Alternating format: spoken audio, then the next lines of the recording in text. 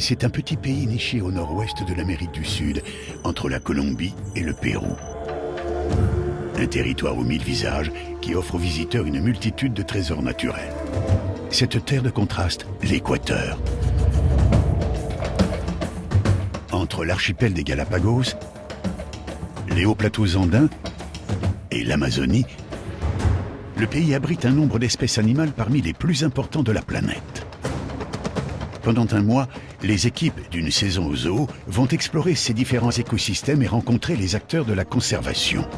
Objectif, comprendre les menaces qui pèsent sur la faune locale, mais aussi aider ceux qui œuvrent pour sa protection. On a besoin de rencontrer des gens comme Sébastien qui réussissent à construire une société dans laquelle la nature a pleinement sa place. Pour guider notre équipe, un naturaliste français installé en Équateur depuis 25 ans, Xavier Amigo. Un amoureux de la nature qui nous fera partager les splendeurs de sa terre d'adoption. C'est donc l'espèce qu'on va retrouver un petit peu sur la grande majorité des îles. C'est notre papa de l'aventure. C'est génial! Ce soir, Stéphane, le directeur du zoo, Cyril, le vétérinaire, Charlotte, soigneuse polyvalente, et Aurore, soigneuse reptile, achèvent en beauté leur exploration des Galapagos. C'est quelque chose émotionnellement de très très fort, quoi. Les Galapagos, c'est ça, quoi. Après l'océan, direction les montagnes équatoriennes. Pour cette nouvelle exploration, Cyril sera rejoint par Barbara, soigneuse oiseau. C'est magnifique, quoi. Marie, soigneuse primate, et Anthony, le chef animalier. Notre équipe se rendra sur les hauts plateaux de la cordillère des Andes à la recherche du maître des lieux, le condor. C'est presque trop beau pour être vrai. Une quête difficile, tant cette figure emblématique du continent sud-américain est plus que jamais menacée d'extinction. Là, le dernier recensement, c'était 106 condors, c'est ça? Sur tout le territoire. Surtout, ouais. Apparemment, ici en Équateur, c'est un gros problème, les tirs sur les condors. C'est un oiseau qui, malheureusement, fait peur aux éleveurs. Au programme, une véritable immersion en territoire sauvage où la beauté jaillit à chaque instant. C'est super beau. Voilà, c'est plus que magique, c'est un rêve d'une vie. Que le spectacle commence.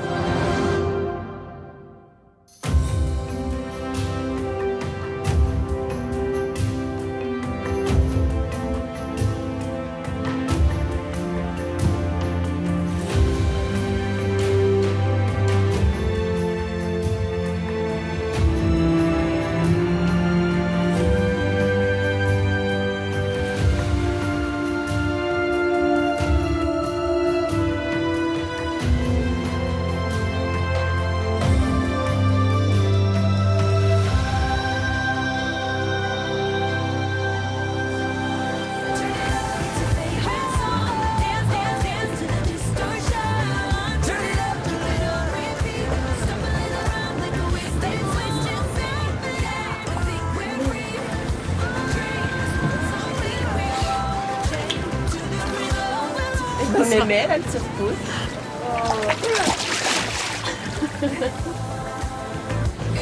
Dernier lever de soleil sur les Galapagos pour notre équipage.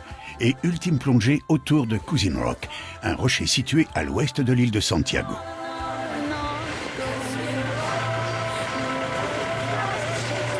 C'est ça le... Ouais, ça c'est le rocher Cousin. Ce matin, c'est la dernière plongée. Yes. Forcément, on sait qu'en fin de journée, on va être un petit peu nostalgique, on va être un peu triste de quitter ce bateau. Mais voilà, il faut profiter de ces derniers instants jusqu'à la fin. Moi, je faisais des bonds dans ma couchette. Ce matin, c'est vrai qu'on est de bonne humeur. Je suis assez contente de ce bel engouement qu'il y a ce matin.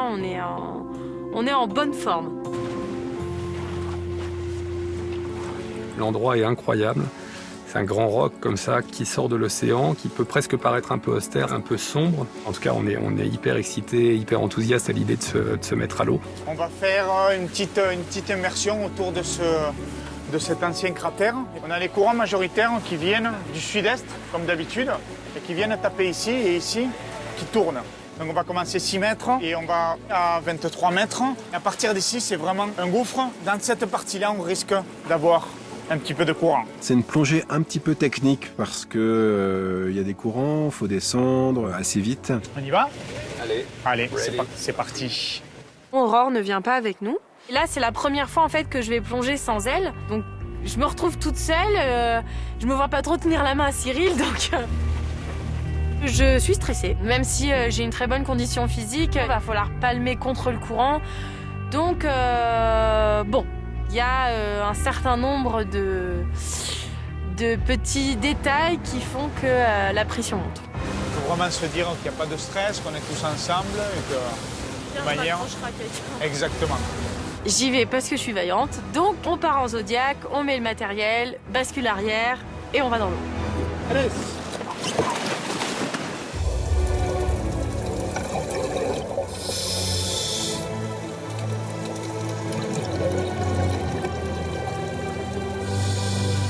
Alors là, au moment même où on met la tête dans l'eau, c'est festival, quoi. C'est festival de poissons de roche, de poissons tropicaux.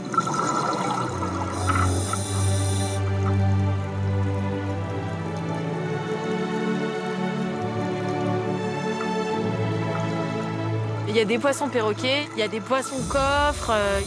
On tombe sur un banc de barracuda aussi.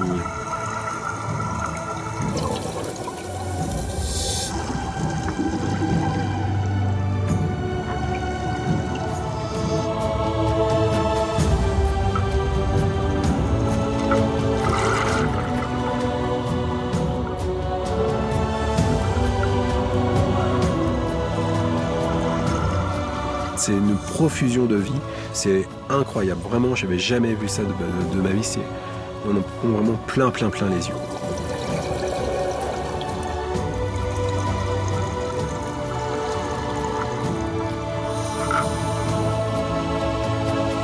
Et là, merveilleux, il y a des otaries sous l'eau. Il y a les otaries qui nous passent devant, il y a des poissons partout, il y a une diversité de vie sur ce rocher qui est exceptionnelle. Et il y a une visibilité de dingue.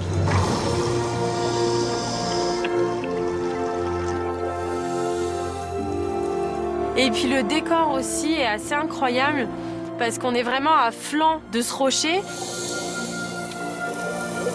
Puis dès qu'on dépasse ce rocher, ben là c'est le bleu. Au moment où la plongée se termine, c'est l'apothéose, quoi. C'est le bouquet final. On a un banc de raies, c'est des raies-aigles qui se déplacent comme des oiseaux dans l'air, quoi.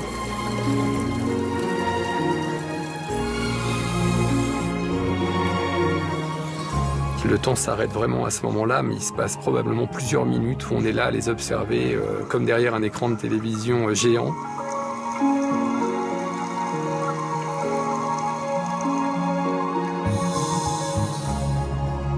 Là, ça, c'est un moment de dingue, quoi.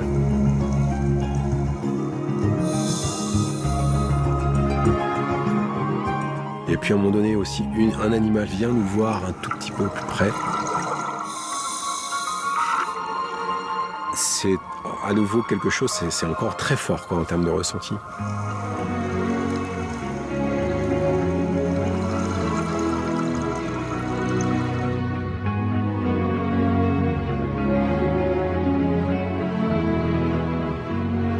Là, j'ai vécu quelque chose d'exceptionnel. Ça, c'était une plongée incroyable. C'est la plus belle plongée qu'on aura fait sur les Galapagos.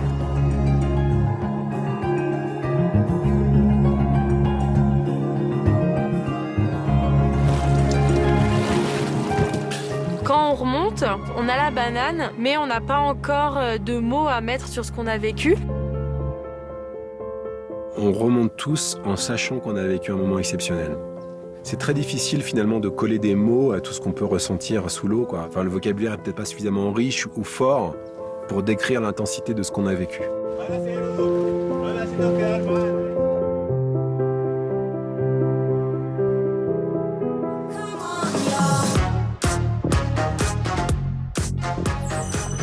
Encore quelques heures de navigation pour nos troupes. Direction la petite île sauvage de Santa Fe pour un dernier débarquement en terre amicale.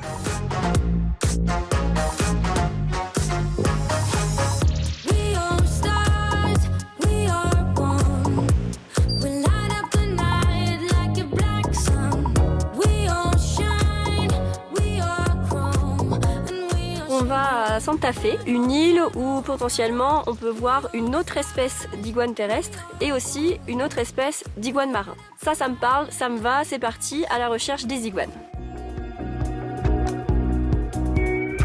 C'est un super site ici, ouais. Oh les bébés. Il est énorme le mâle otari là, regarde. Il est énorme le mâle. C'est l'une des îles orientales avec les plus grosses populations ici. Tous les juvéniles de l'année, là, derrière, là, pendant que la mère va chasser, tous ces jeunes otaries là restent en attente. Quand ces campagnes de chasse pour récupérer l'énergie et les lipides qu'elle a perdus pendant l'allaitement, il arrive parfois que la femelle revienne mais ne se montre pas. Ouais, parce qu'elle n'a pas assez de... Elle n'a pas encore assez d'énergie et elle va attendre quelques heures, voire une journée, avant d'aller à la rencontre du petit et de recommencer l'allaitement.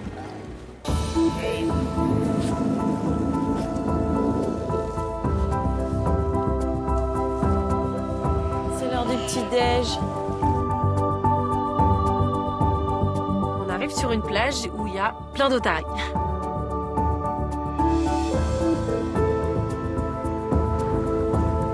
On a des bébés otaries qui jouent ensemble, on découvre une otarie panée. Voilà, qui se roule dans le sable, elle est pleine de sable, elle est trop mignonne. On assiste vraiment à des comportements qu'on n'avait pas vus avant. Oh ben oui.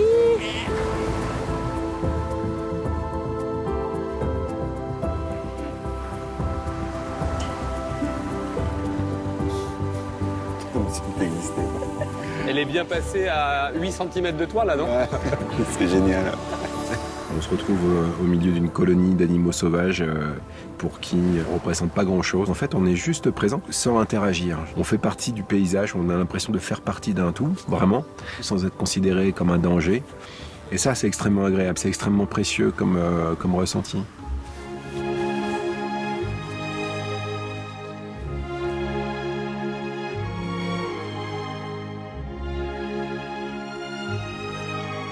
Xavier voudrait nous présenter un iguane terrestre qu'on ne trouve qu'ici, qui a développé une adaptation en fait morphologique vraiment spécifique à cette île. C'est un iguane qui est très pâle. Sur l'archipel des Galapagos, il faut savoir que les iguanes, en fait, adaptent leur taille à la taille de l'île. Nous allons sûrement avoir affaire à des grands iguanes terrestres. Et là, on tombe sur le gros pépère de l'île, je pense. Franchement, il est énorme. Je crois que c'est un des plus gros qu'on ait pu voir. Vous vous rappelez les premières, hein, le premier jour?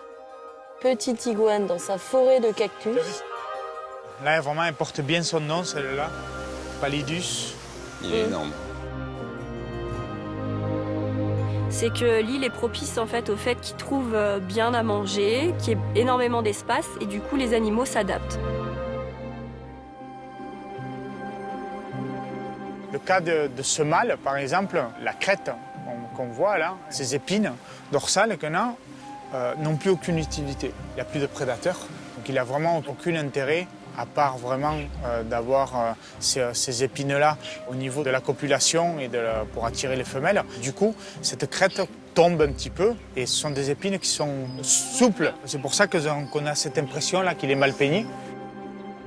Comment cet iguane est arrivé ici? C'est la grande question. La réponse la plus probable, c'est que ces animaux ont utilisé des sortes de radeaux, de débris végétaux sur lesquels ils se sont retrouvés un peu par hasard. Et il suffit par exemple d'une femelle gravide, pleine d'œufs, et qui arrive ici sur cette île, qui va pondre pour que assez rapidement une colonie puisse se développer. Il est vraiment complètement différent de tout ce qu'on a vu. Oh, il est trop beau! C'est étonnant, hein, cette pigmentation rouge. Ils sont vraiment tous différents, c'est un truc de fou. Hein. On rencontre un iguane marin. Il est très très beau. Ça, c'est vraiment une espèce qui est très similaire à celle qui se trouve sur l'île d'Hispaniola, l'île la plus australe de tout l'archipel, qui a ces colorations rouges qui sont absolument fantastiques. Au moment de la période de reproduction, ce rouge, il devient carrément rouge corail, quoi. Ces pigmentations-là, ça leur génère un sacré inconvénient au niveau de la thermorégulation, qui capte beaucoup moins les rayons du soleil et ils récupèrent beaucoup moins d'énergie. En fait, il faut savoir que les reptiles sont ectothermes, contrairement à nous qui sommes homéothermes. C'est-à-dire que nous, notre corps régule notre température constamment. Les reptiles, en fait, n'ont pas du tout cette capacité, donc ils ont besoin de changer d'environnement pour pouvoir garder leur température constante. Ces sous-espèces-là sont en général beaucoup plus propices à avoir une baisse dans la densité de population lorsqu'il y a des événements climatiques forts comme le Niño, etc. C'est eux qui, en général, vont payer les premiers. Ouais. C'est le dernier iguane marin avant de retourner sur le bateau. C'est notre dernière île. La nostalgie, je pense, commence un petit peu à arriver dans les cœurs. C'est les derniers les derniers pieds qu'on va mettre sur les îles Galapagos. Donc on décide de faire des petites dédicaces. Donc petite dédicace aux eaux de la Flèche. J'ai pas fait safari-là, j'ai pas fait le lion. Hein. Désolée.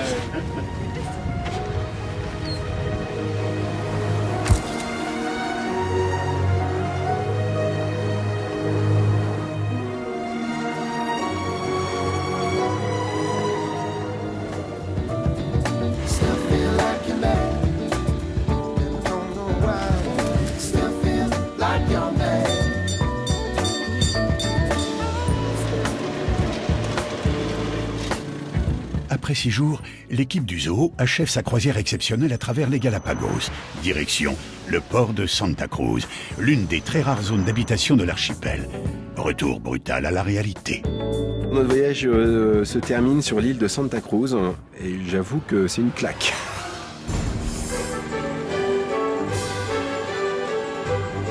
C'est un peu violent en fait de retrouver la civilisation comme ça d'un coup. C'est très particulier d'arriver dans un port avec autant d'agitation. Il y a beaucoup d'habitations. C'est une ville, quoi. C'est un peu de l'agression, genre... calmez-vous. On retourne en fait au quotidien humain, alors que on s'est déconnecté totalement de tout ça. La civilisation. Là, on arrive vraiment à l'ultimatum. Ça y est, on doit partir. Ricardo! Gracias. Si. Moi, j'aime pas les au revoir et puis ces gens étaient juste trop sympas. Enfin, je garderai un souvenir mémorable, quoi. Bye bye, los amigos! Muchas gracias! Captain! Gracias, capitaine. Muchas gracias!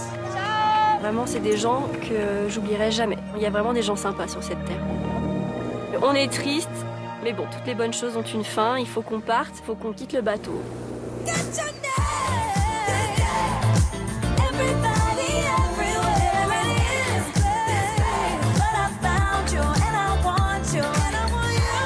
Alors Santa Cruz, c'est la fin du voyage maritime, mais c'est le début de notre quête d'un autre ambassadeur emblématique des Galapagos. C'est la tortue géante. Nous prenons la route pour aller vers un ranch en fait qui est traversé par ces animaux sauvages. Okay, on a à peu près 40 minutes pour monter sur la zone de Bellavista. C'est donc une propriété qui était dédiée vraiment à l'exploitation agricole et qui était juste sur le passage en fait, de descente d'une grande quantité de tortues terrestres qui descendent après la saison des pluies pour faire les nids et pondre. Il y a combien d'individus sur Santa Cruz? En tout, sur l'île, on doit être aux alentours des 20 000 à peu près. Ah ouais, c'est...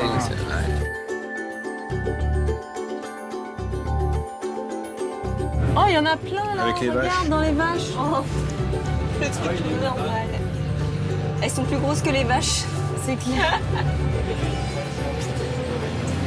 Le long du trajet, on a déjà la surprise de voir en fait nos premières tortues. On s'attendait à les voir peut-être dans des environnements plus confinés, plus délimités, et en fait, elles sont partout. Voilà. Regarde, oh là là là là. Là, on est vraiment chez eux là. Ah, elle est trop Pas belle. du tout clôturé. Elles sont chez elles. Et ces animaux habitent cet archipel depuis des millénaires. On comprend tout ça là d'un seul coup. Muchas gracias. Hola. Hola. Buenas. ¿Cómo ¿Cómo están? le va? Bienvenidos. ¿Qué C'est tal? Hernan qui nous accueille, c'est le propriétaire de ce ranch. C'est un monsieur qui, à l'âge presque de la retraite, en fait, a décidé de revenir aux Galapagos pour en fait dédier complètement les terres qu'il avait ici aux Galapagos aux tortues.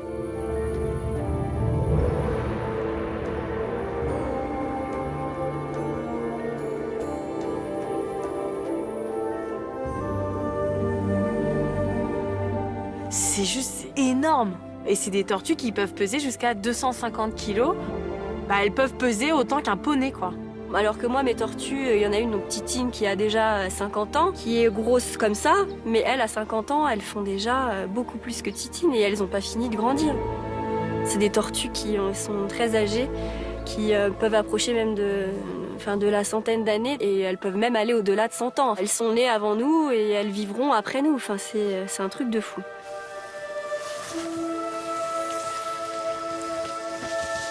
C'est hyper paisible. On a l'impression qu'il n'y a aucun problème dans leur vie, quoi. C'est... Salut. Hernan a un petit secret sur sa propriété. Il y a un spa à tortues. Elles adorent ça. Elles se mettent dans la boue pour se rafraîchir. Et vous les connaissez toutes? On les connaît pas toutes, mais certaines oui. On peut distinguer un mâle d'une femelle grâce à la carapace. Est-ce qu'il les connaît individuellement, ces tortues? Il leur donne des petits noms ou Vous leur avez donné des noms? Non, difficilement. Elles sont trop nombreuses. Il y en a trop pour ça. Comment reconnaître les femelles des mâles? La carapace légèrement plus plate. En plus, bon, la taille est beaucoup plus petite. La queue du mâle est plus longue. Et aussi au niveau du plastron, il est légèrement concave.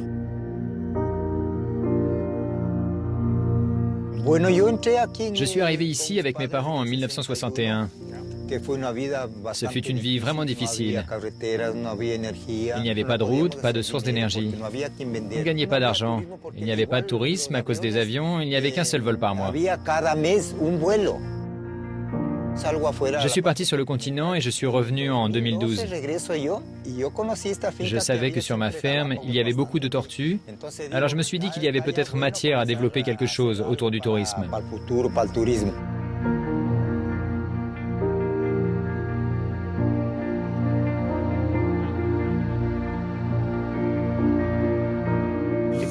Les deux seules populations mondiales de tortues géantes qui existent au monde, c'est les Seychelles et les Galapagos. Elles sont arrivées au début de la création de l'archipel. Et en fait, on pense que c'est le milieu, ici, des Galapagos et des Seychelles, qui ont été extrêmement propices à ce que ces cas de gigantisme puissent perdurer dans le temps et trouvent un équilibre avec l'environnement.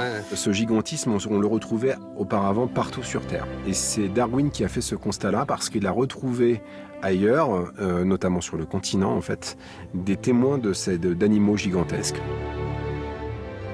Ces animaux ont disparu des continents et elles ne sont restées que aux Galapagos.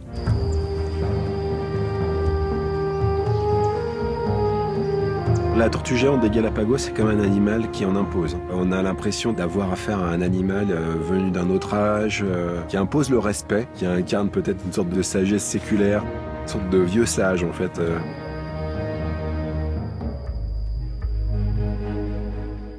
Elles imposent quelque chose, ces tortues, de par leur taille, de par leur âge. C'est des ancêtres, quoi. On pourrait presque les comparer aux arbres centenaires.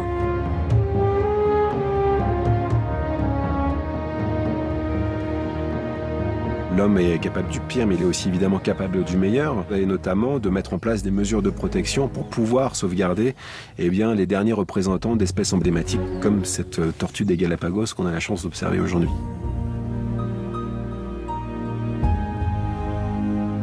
Il y a Hernan qui vient nous ramener un petit, c'est trop sympa. Un petit bout de papaye. C'est trop gentil. Adorable. Papaye, Donc on se dit au revoir autour de cette petite assiette de papaye. Comment il vit en fait cette deuxième vie de la fincas et donc sa participation à cette action de conservation pour le coup avec les tortues. Tout d'abord, merci beaucoup pour cette question. Je ne retire aucun orgueil, mais plutôt une grande émotion et beaucoup de joie d'avoir changé de vie. Avant, j'étais un simple agriculteur et aujourd'hui, je suis une sorte de protecteur pour ces vieilles tortues. Merci pour votre disponibilité et pour nous avoir accompagnés. Merci d'être venu dans ma ferme. Merci pour tout et bravo. Bravo pour votre travail. Il nous parle de cette nouvelle vie. Il le fait de façon très naturelle, rien n'est exagéré dans ses propos, rien n'est surjoué. Adios. Adios. Tous les acteurs, je pense, au Galapagos ont leur part d'importance dans ce processus de conservation. Tout le monde a une activité qui est beaucoup plus raisonnée pour que toutes ces populations puissent continuer, comme avant l'arrivée des humains, pouvoir continuer à avoir leur rythme un petit peu naturel, stabilisé.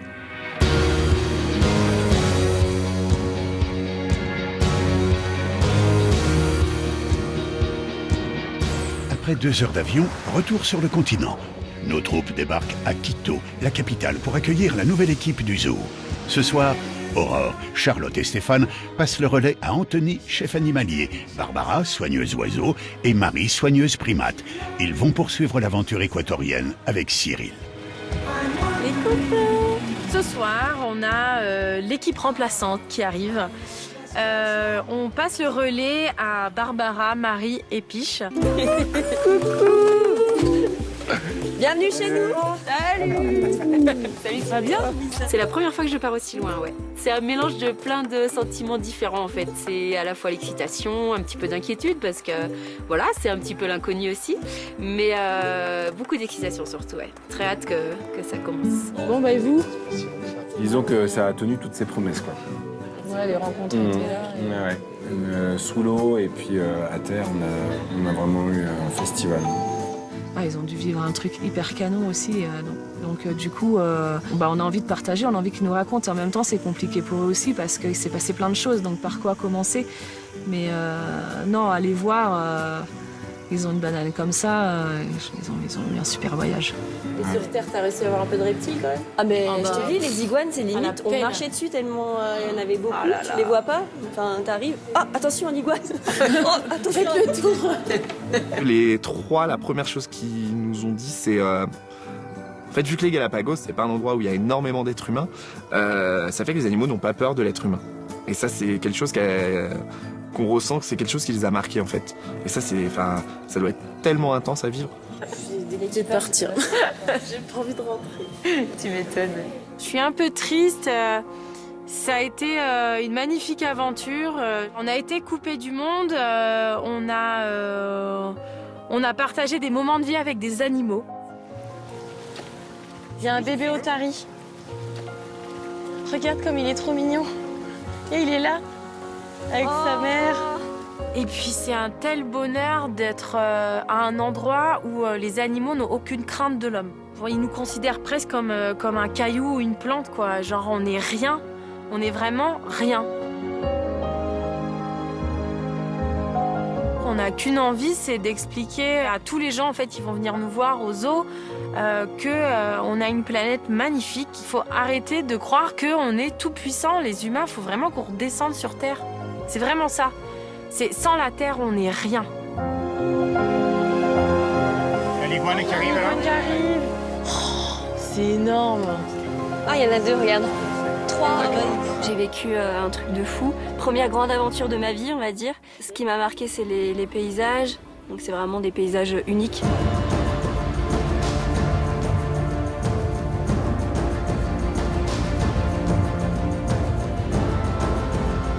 Les animaux, parce que les animaux, ils sont archi présents et ils sont là et ils nous acceptent.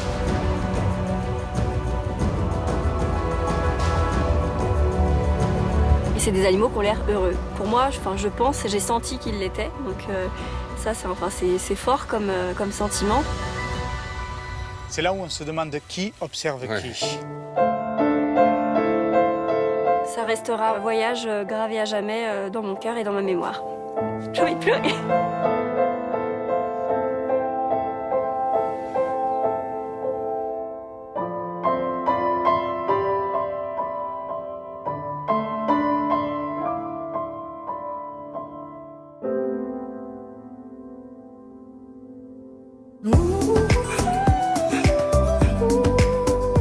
Ce matin, Cyril et ses nouveaux acolytes, Barbara, Marie et Anthony, ont rendez-vous dans un lieu plutôt familier, un parc zoologique. Mais à Quito, la mission du zoo est un peu spéciale. Accueillir et soigner des animaux issus du trafic, un peu à la façon de nos refuges animaliers.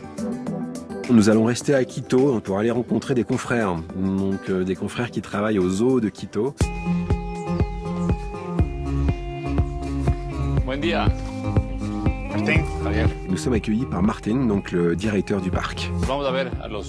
On va voir ici beaucoup d'animaux locaux, des espèces tropicales qu'on nous amène, un très grand nombre sont issus du trafic et de la maltraitance animale. Le parc n'héberge des animaux qu'on ne trouve que en Équateur. C'est un parc qui a une vocation de recueil en fait d'animaux qui sont issus du trafic, qui sont saisis par les autorités équatoriennes et qui sont amenés quasiment quotidiennement ici au parc. Vamos. Le zoo tend à aller vers de la conservation pure et dans du centre de sauvegarde en fait.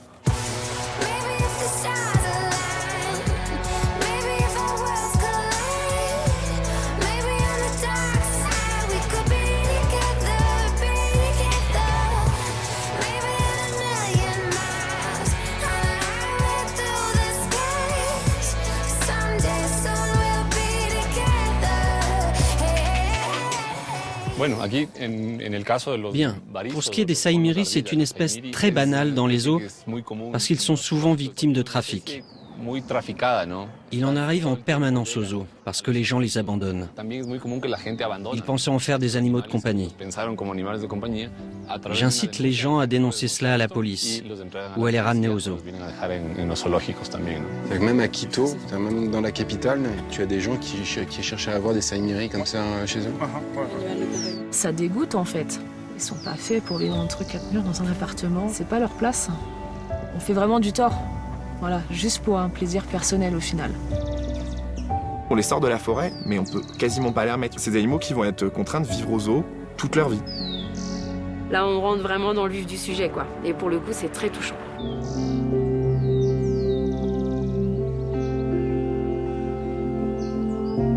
En parlant d'animal de compagnie, ça c'est, je crois que ça c'est les pires. Ouais. Après, on passe devant la volière des haras. C'est des oiseaux presque tous en déclin. Ce sont des oiseaux qui fuient pas.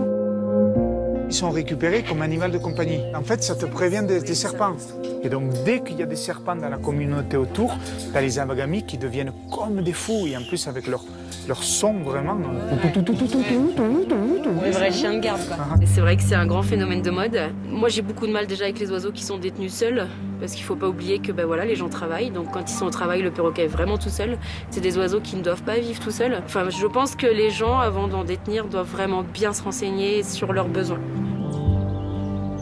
C'est un trafic qui est d'autant plus dramatique que pour un oiseau qui va arriver vivant chez un collectionneur, on sait que plusieurs centaines vont mourir entre le moment où ils vont être capturés dans la nature et le moment où ils vont arriver chez ce collectionneur peu regardant de la provenance de son animal.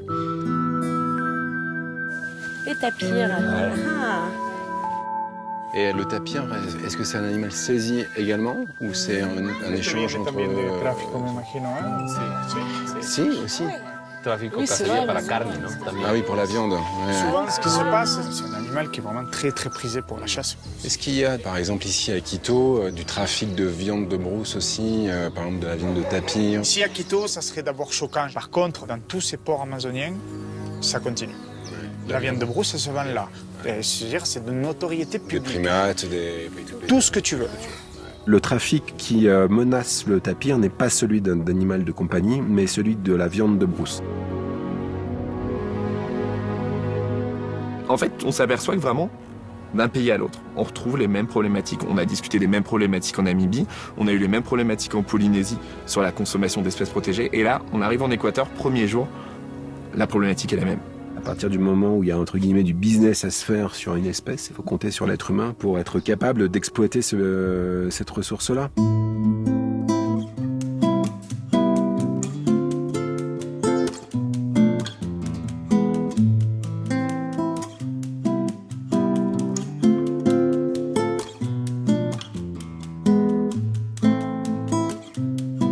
Aquí están los dos osos. Dos osos machos. Alors on arrive devant les ours à lunettes, c'est une espèce particulière que j'affectionne beaucoup. El oso más antiguo, Pablo, está aquí desde los 20 años. Petit vieux. Ouais, c'est clair. Él cuando vino era joven. On a ce conflit qui est extrêmement fort parce qu'on a l'avancée de la frontière agricole où on a des plantations de maïs à profusion, donc qui va se jeter sur les cultures de maïs, ce qui génère un conflit. Ce conflit-là se solde presque automatiquement par l'abattage. Ensuite, il y a un gros conflit, c'est avec les bovins. Ça leur fait peur? Non, ils les attaquent. Carrément. Ah, oui. L'idée, c'est de le capturer et de le déplacer, de le délocaliser. Quand on fait le tour du zoo, on est vite remis un petit peu à notre place, quoi. Ça nous rappelle que même si on est au paradis des animaux, il y a aussi plein de problèmes ici, quoi. C'est une visite difficile mais concrète, quoi, où on est finalement confronté à plusieurs réalités, notamment des problématiques que rencontre ici la faune équatorienne. Le véritable enjeu, c'est de modifier nos façons de travailler pour qu'on puisse cohabiter. Parce que sinon, on va tuer tout le monde. Coati. C'est pas la même que chez nous. Ah, c'est marrant. Ah, il a pas la même tête, hein. Ça n'a rien à voir, je trouve. Il a un côté fourmilier. Oui, c'est ça. Fin. Il a la tête plus fine, en fait. Il faut surtout ne pas réagir trop tard, parce que quand l'impact est trop important sur les populations, on les remonte pas comme ça, hein.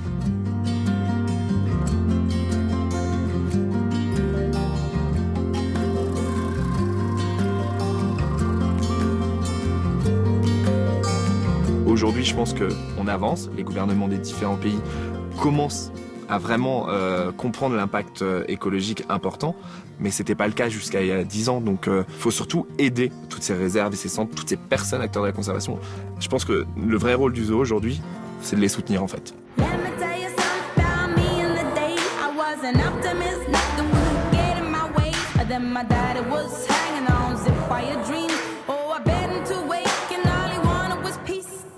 And I don't blame for a second, he had forest broken.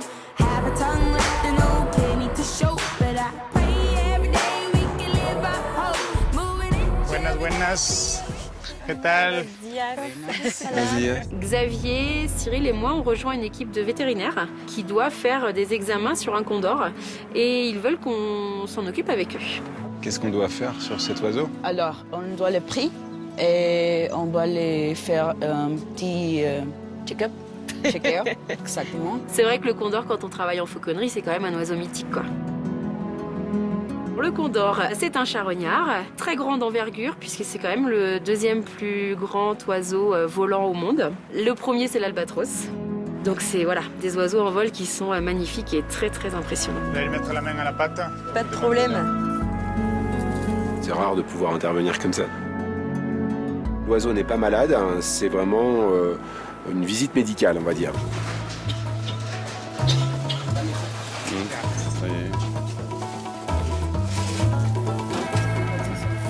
Tu tiens bien?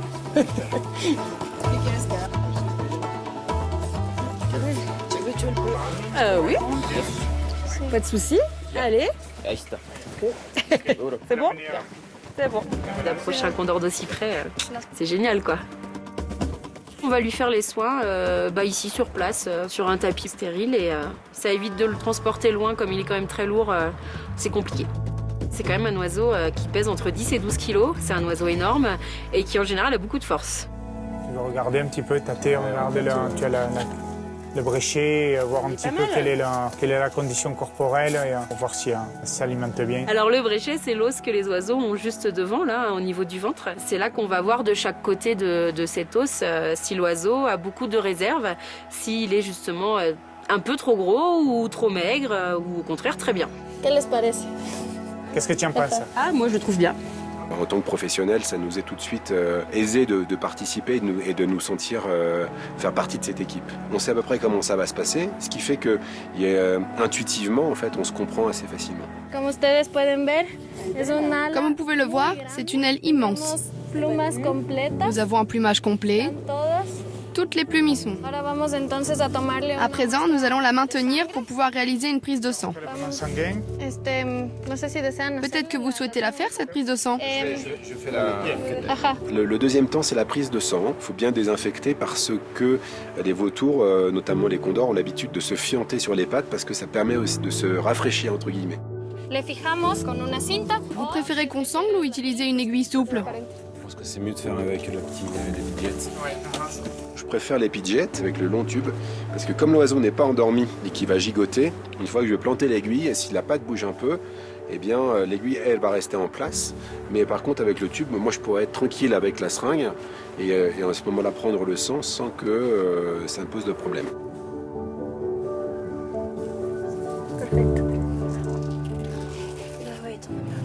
Et puis dernier temps, c'est 2 petites injections, donc pour en fait éviter tout type de carence, donc c'est des vitamines. Okay. Un complexe vitamine Complexe B, oui. Ouais. Et on ne se sent pas jaugé, ni jugé. Ça, c'est de la vitamine C. On travaille vraiment sur un plan d'égalité, ce qui fait qu'il y a tout de suite une bonne ambiance. Il n'y en a pas un pour épater l'autre, en fait. On est là juste pour s'occuper de ce qu'on dort. Yeah. Voilà. Oh le pauvre, il est tout étourdi. C'est une belle surprise, ouais. C'est aussi un but de ce voyage, hein, c'est d'échanger comme ça entre zoos, c'est super intéressant. Que ce soit entre zoos français ou entre zoos étrangers, moi je trouve ça très très bien, c'est sympa. Ça fait gros quand même, hein. Ah ouais, bah oui, ils sont balèzes. Nous les plus gros qu'on a, c'est des vautours fauves. Mais oui. Donc c'est déjà pas facile à tenir, mais alors là qu'on dort à 10-12 kilos, ouais. C'est une très belle expérience professionnelle et humaine, c'est extrêmement enrichissant, c'est un échange, vraiment. On a tous choisi ce métier, que ce soit sur le métier de soigneur ou le métier de vétérinaire ou les métiers qui sont plus liés à la conservation de la biodiversité pour les mêmes raisons.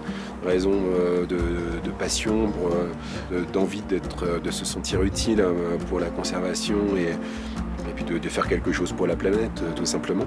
Donc on fait partie d'une même communauté.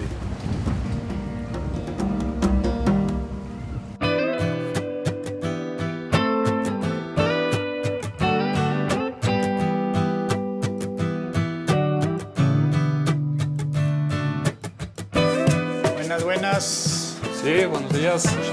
Pase. Buenas. ¿Cómo está? Buenos días. Vengan. Miguel, ¿cómo vamos? Gusto, Miguel. ¿Qué tal? ¿Todo bien? On va rejoindre Miguel, qui est soigneur. En fait, on va dire que c'est le Aurore du zoo de Quito. Il prépare toute la nourriture de tous les animaux du zoo. Este es para el mapache. Es para Taire. Aquí vienen tres. Il y en a un, c'est pour la martre à tête grise et l'autre, c'est pour le raton laveur. On va aider Miguel, donc très rapidement, hein, il va nous demander de préparer des œufs durs et de couper des œufs durs. Et c'est là qu'arrive le fameux couteau. Pour la mitad. C'est des grandes moitiés. Vous n'aurez pas des couteaux comme ça. C'est hors de question. Dice, como paso solo aquí, entonces mi defensa también. Comme il reste tout seul ici toute la journée, on sait Ah jamais. oui, on n'est jamais trop prudent. Ahora a machines. Mais là, il nous apporte un couteau, c'est une machette en fait.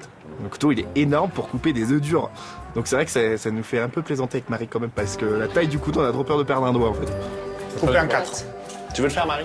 Tu veux couper? Allez. Ah ouais, faut que je l'essaye. Partage quand même. C'est lequel celui-là? C'est assez sympa de partager ça avec Piche.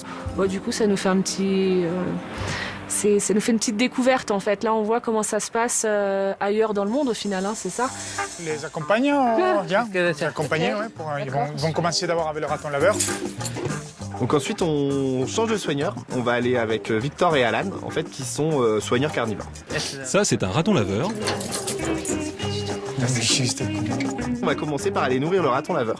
Et c'est vrai qu'on arrive, on voit un raton laveur, et c'est pas l'image qu'on se fait du raton laveur chez nous, du tout. Ça, c'est l'espèce que tu trouves en Amérique du Sud, un peu partout. Ouais. Il y a un raton laveur qui vit dans le nord, qui a des beaux poils. Et il y a un raton laveur du sud, il fait chaud ici. Il n'y a pas besoin forcément d'avoir des grands poils, donc c'est un raton laveur qui est poil ras. Donc c'est un peu particulier. Donc là, on part et on va au Quincajou. Donc là, ils vont nous expliquer un petit peu la façon dont ils procèdent pour nourrir leurs animaux. Ouais, il y a un quincajou par cage qui va sortir. Donc on pose une banane. Exactement, ouais. Ils ont des petites cages et ils vont disposer la nourriture dans ces petites cages, un peu comme chez nous en fait. Ils les font passer, ils referment derrière, les animaux se nourrissent pendant qu'ils font l'entretien de l'horloge en fait. On peut s'approcher pour aller les voir? ¿Eh? On peut s'approcher pour les voir? ¿Se puede acercar? Un poco, pero no tocarle. Tocarle porque... Pas les toucher. Ah oui, bien sûr. C'est vraiment chouette cette espèce. Ouais. C'est une espèce trop mignonne. C'est un peu un chat, mais Voilà, c'est un petit mammifère de forêt qui est très joli. T'as vu, il mange pas sa banane. Non, il est plutôt occupé par nous, je pense. Oui, ça va, on s'en va. Oui, d'accord. Ok. Ça veut dire ce que ça veut dire.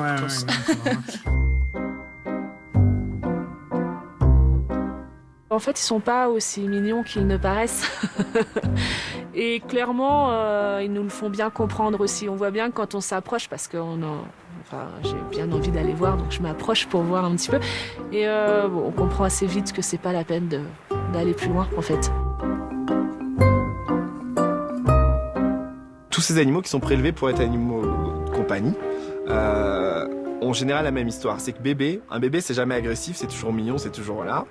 Sauf que, une fois que ça grandit, c'est plus mignon. Et en l'occurrence, ces animaux, c'est ça. En fait, ils ont été chez des particuliers. Aujourd'hui, ils sont arrivés aux hôpitaux parce que les gens ne voulaient plus.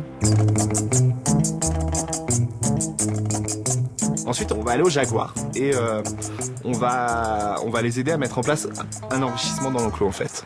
Hey, bonjour. Felipe. Eux, ils ont prévu une plume d'autruche et un pneu. Peut-être là-haut, sur le tronc, là, au bout. Tu me La plume, c'est une bonne idée parce que les plumes et les félins, ça marche toujours, enfin très souvent assez bien en fait. Il n'y a qu'à voir chez nous avec nos chats. En général, c'est un jeu qui coûte rien et qui fonctionne super bien. Là-haut, on dirait qu'il y a une fente. Tu sais, sur la partie coupée, ouais, un petit peu plus haut. Je sais pas s'il y arrive ou... Alors le pneu, c'est pas tant l'objet qui est stimulant, c'est ce que ça permet de faire. Parce que vu que le pneu à l'intérieur c'est creux, on peut y cacher la nourriture et il y a vraiment une recherche d'alimentation, comme en milieu naturel. Le reste de la nourriture va être placée là sur l'un des rochers. Nous, on pourrait cacher dans les souches, n'importe. On décide assez rapidement avec Anthony de leur proposer de répartir par exemple les morceaux de viande. Parce que je pense qu'eux n'exploitaient pas forcément tout l'enclos quand ils disposaient leur nourriture. Limite, on cache trop, parce que très vite, on nous fait la réflexion, attention, il y en a un qui voit pas très bien, donc essayez de mettre des morceaux de viande moins dispersés. Donc bon, on s'exécute, même si je pense que l'un comme l'autre, on a la même idée en tête, c'est qu'ils voient pas, mais c'est pas pour autant qu'ils ne sentent pas, et que l'odorat est quand même un de leurs sens les plus développés. Donc voilà, on s'exécute, on fait, et après on va observer et voir les réactions. Celui-ci, c'est celui qui voit moins bien. Ouais, ça c'est le mâle. Je leur demande un petit peu à quelle fréquence ils font ces enrichissements. Et là, il me dit en gros, de manière récurrente, c'est 1 fois par mois. Et à côté de ça, selon les observations qui sont faites, s'il y a un stress repéré chez un animal ou un comportement anormal, ils vont greffer d'autres enrichissements à ce moment-là. Donc globalement, c'est pas que 1 fois par mois, mais c'est quand même a priori pas très souvent. Je sais pas si habituellement ils leur font pas des tas. Oui. Regarde, t'as vu. Parce que là, ils sont partout en fait. Oui. Et donc là, l'idée, c'est de trouver des petits enrichissements qui prennent en soi pas trop de temps. On n'est pas obligé de faire des gros trucs tout le temps. Donc là, on parle des cartons. Les cartons, ça se récupère facilement. Dès qu'on a un emballage, quelque chose qui arrive, on récupère le carton. On peut le faire nature, on peut le faire avec des choses dedans. Ça, c'est clairement des trucs qui vont pas prendre trop de temps. Cette agilité qu'ils ont. Finalement, quand on discute, on sent vraiment qu'il y a une écoute. Et puis ça, c'est chouette parce que du coup, je pense que de la discussion, peut-être que d'1 fois par mois, ils vont être à 1 fois par semaine, par exemple. Et après, en fonction des moyens qu'ils auront, les choses avanceront. Et en ça, c'est important de partager vraiment notre travail, en fait. Gracias. Buen día. Hasta luego. Ciao, ciao. On a pu partager avec les soigneurs, essayer de mettre un petit peu notre trace ici, en prendre aussi, et j'espère que les petits trucs qu'on a pu apporter seront mis en place et que nous, on essayera aussi de leur piquer des idées pour mettre des choses en place chez nous.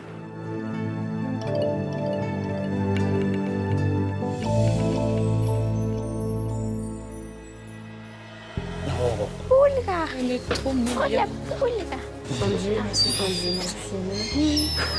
Une petite femelle, bébé Atel, qui est la mignonnerie absolue, faut le dire. C'est toi qui as sa tête. C'est hyper touchant d'avoir ce petit être en fait qui est en recherche vraiment de d'amour. Hein. Elle se colle et puis elle te lâche pas quoi. Elle est bien. Ouais. Elle est bien. Elle a besoin de ça. Hein. Ouais, je pense. Ouais. Oh là là, c'est trop craquant.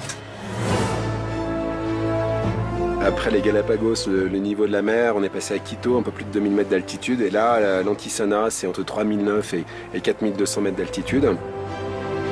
Quand on rentre dans ce parc d'Antisana, vu que c'est protégé, on va être amené à croiser énormément d'animaux et énormément d'espèces différentes.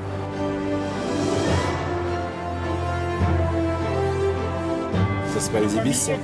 Ouais, l'ibis là, ouais. Le plumage adulte, comme il est magnifique. Ah ouais, fauve Et puis enfin, on va faire la connaissance d'une espèce majeure d'oiseau.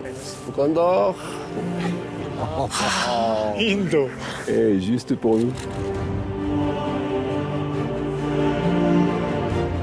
C'est comme s'il y avait un grand ordonnateur qui disait bon voilà, je vais mettre un arc-en-ciel, là je vais faire un joli coucher de soleil et puis je vais vous envoyer les condors. Vous êtes d'accord? Bah ça me va bien.